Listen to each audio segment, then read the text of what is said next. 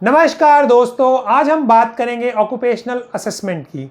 कभी भी अगर हमें किसी की मदद करनी है तो सबसे पहले हमें जानना पड़ेगा कि उसमें क्या कमी है। तो उस कमी को जानने के लिए जैसे सीटी स्कैन करने की ज़रूरत पड़ती है, एमआरआई करने की ज़रूरत पड़ती है या ब्लड टेस्ट करने की ज़रूरत पड़ती है, उसी तरह एक ऑक्यूपेशनल थेरेपिस्ट को ज़रूरत पड़ती है ऑक्यूपेशनल असेसमेंट की।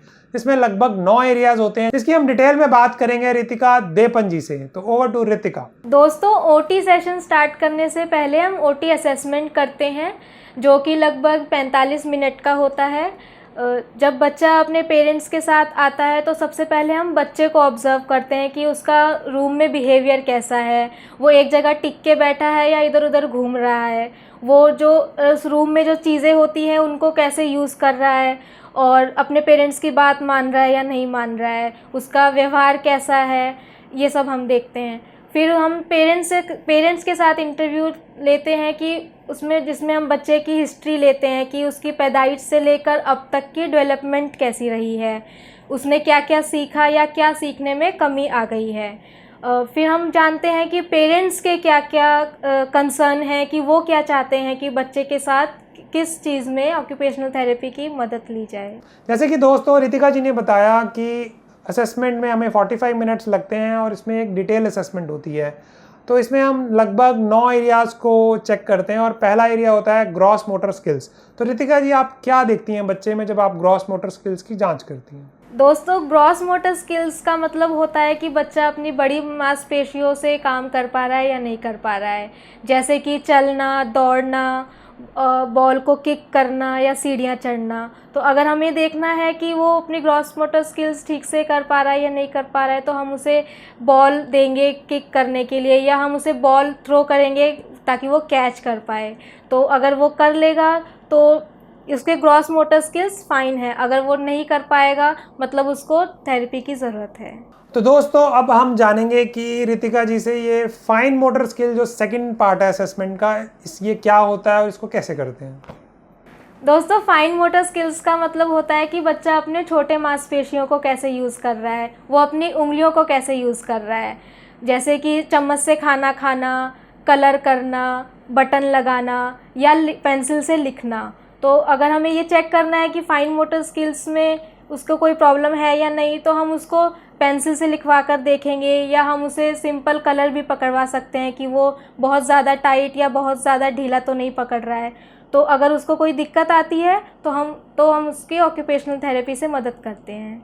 थैंक यू रितिका जी। तो अगला एरिया होता है जो बच्चों को हम असेस करते हैं, बैलेंस एंड कोऑर्डिनेशन। तो उसको हम कैसे करते हैं रितिका जी? कोऑर्डिनेशन और बैलेंस में हम चेक करते हैं कि बच्चा लंगड़ी टांग खेलते वक्त गिरता तो नहीं है, पैंट पहनते वक्त एक पैर पैंट में और दूसरे पैर पर संतुलन बना लेता है, बॉल को किक कर लेता है। हाथों के कोऑर्डिनेशन की बात करें तो रोटी तोड़कर मुंह तक ले जाता है और कपड़े पहनते वक्त हाथ कपड़े में डालता है और उसके बाद बटन भी लगा लेता है।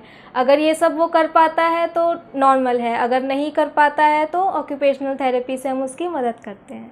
तो दोस्तों रितिका जी से अगला पॉइंट हम जानना चाहेंगे सेंसरी इंटीग्रेशन सिस्टम के बारे में जो असेसमेंट में आता है। सेंसरी का मतलब होता है महसूस करना, जैसे हम कानों से सुनते हैं, आँखों से देखते हैं, अपने चेहरे पे कुछ चीज़ को महसूस करते हैं, या जब हम झूला झूलते हैं तो कभी कभार हमें चक्कर या इस तरह की चीज़ें महसूस होती हैं। तो इसको बच्चों में कैसे जांच किया जाता है? सेंसरी इंटीग्रेशन में हम देखते हैं कि जैसे बच्चे नॉर्मली झूले झूलते हैं, जंपिंग करते हैं और नॉर्मली वो हर तरह के कपड़े पहन लेते हैं, लेकिन जिनमें सेंसरी इंटीग्रेशन की प्रॉब्लम होती है वो बच्चे या तो बहुत ज़्यादा झूले झूलते हैं या तो बिल्कुल भी नहीं झूलते हैं, घबराते हैं झूलों से। इसी तरह वो जंपिंग भी नहीं करते हैं और या तो बहुत ज़्यादा ही जंपिंग करते हैं कि पेरेंट्स बोलते हैं ये सारा दिन कूदता रहता है, भागता रहता है। और उनमें ये भी दिक्कत आती है कि वो किसी पर्टिकुलर टेक्सचर के कपड़े नहीं पहनते हैं, जैसे बच्चे सर्दियों में सॉक्स पहनना पसंद नहीं करते हैं। तो ये सब सेंसरी इंटीग्रेशन का पार्ट होता है। अगर बच्चे को इन सब चीज़ों में दिक्कत आती है तो हम उसकी ऑक्यूपेशनल थेरेपी से मदद कर सकते हैं। तो दोस्तों अगला जो 5वां पॉइंट है वो है परसेप्शन स्किल्स। तो परसेप्शन स्किल्स में हम बच्चों में क्या देखते हैं रितिका जी?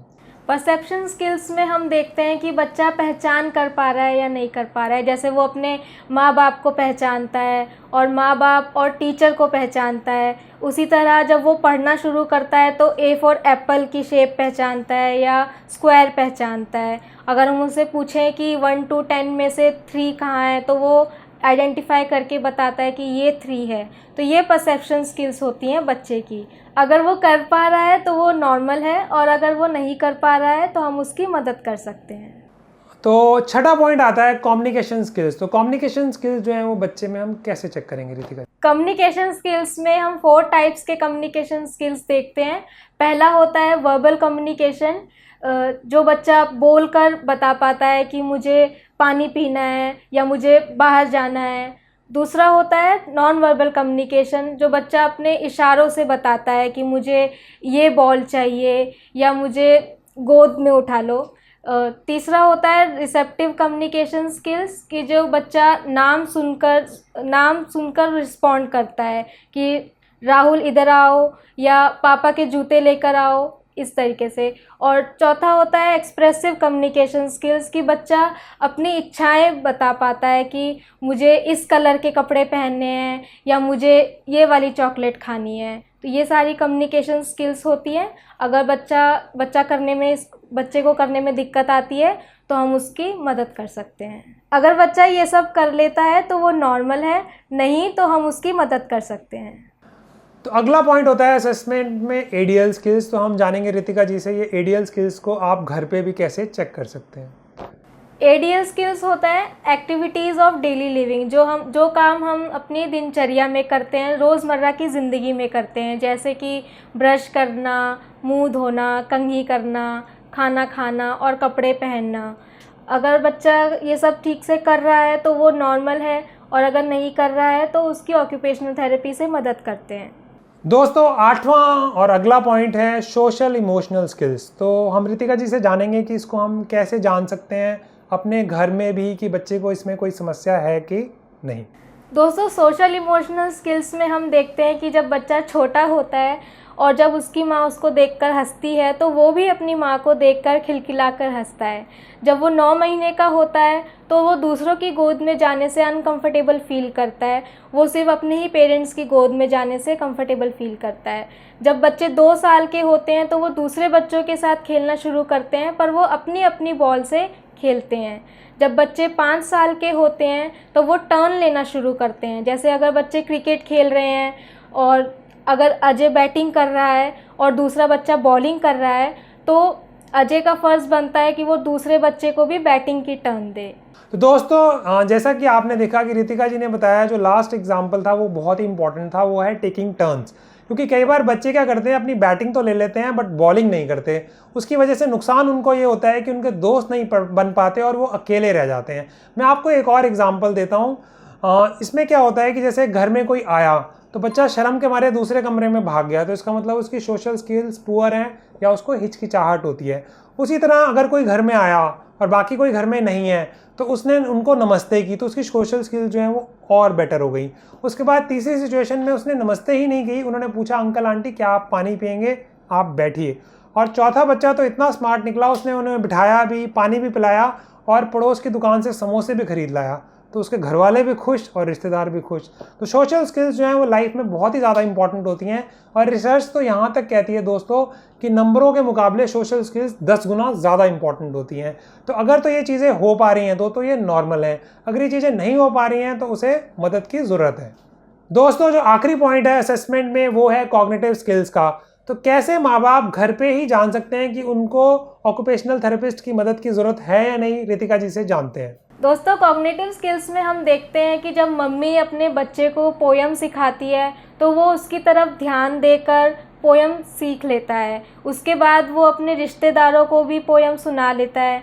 फिर जब वो स्कूल जाता है और टीचर कोई मैथ्स के सम्स कराती है प्लस माइनस के, तो वो भी अच्छे से सीख लेता है। अगर वो ये सारे काम कर लेता है तो वो नॉर्मल है, और अगर नहीं कर पाता है तो हम उसकी ऑक्यूपेशनल थेरेपी से मदद करते हैं। तो दोस्तों आज हमने देखा कि ओटी असेसमेंट क्या होती है और उसमें कौन से 9 पॉइंट्स होते हैं जो एक स्पेशलिस्ट देखता है बच्चे में, जिससे उसे पता लगता है कि बच्चा नॉर्मल है या उसे मदद की ज़रूरत है।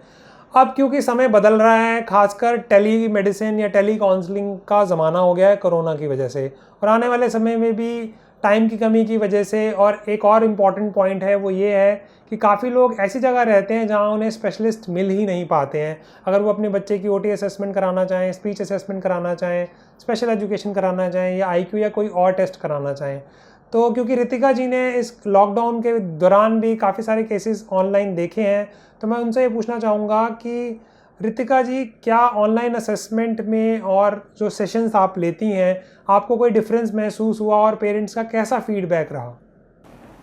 दोस्तों, जैसा कि आप सब जानते हैं कि जब से लॉकडाउन स्टार्ट हुआ है और लोगों का आना जाना भी बंद हो गया है, तो पेरेंट्स अपने बच्चे को थेरेपी के लिए क्लिनिक भी नहीं ला पा रहे थे। तो हमने ऑनलाइन सेशन स्टार्ट किए जिसमें पेरेंट्स का भी कोऑपरेशन था, और फिर हमने न्यू असेसमेंट भी स्टार्ट किए। और एज ए प्रोफेशनल मैं ये देखती हूँ कि ऑनलाइन और ऑफलाइन दोनों ही इक्वली इफ़ेक्टिव हैं। तो दोस्तों, बेसिकली हमने ये देखा कि आज ऑक्यूपेशनल असेसमेंट क्या होती है, और दूसरी जो सबसे इंटरेस्टिंग बात यह है कि वीडियो कॉलिंग के थ्रू ये पॉसिबल है कि जो काम क्लिनिक पे होता है वो घर पे भी हो सकता है। तो अगर आपको इस तरह के वीडियोस पसंद आते हैं तो दोस्तों आप इसे लाइक कर सकते हैं, आप इसे शेयर कर सकते हैं अपने फ्रेंड्स के साथ, अपने एक्सपीरियंस को कमेंट बिलो कर सकते हैं, और हमारे चैनल को सब्सक्राइब कर सकते हैं और बेल आइकन को हिट कर सकते हैं ताकि हमारे अपलोड करते ही आपको वीडियोस मिल जाएं। तो आज के लिए दोस्तों इतना ही, धन्यवाद।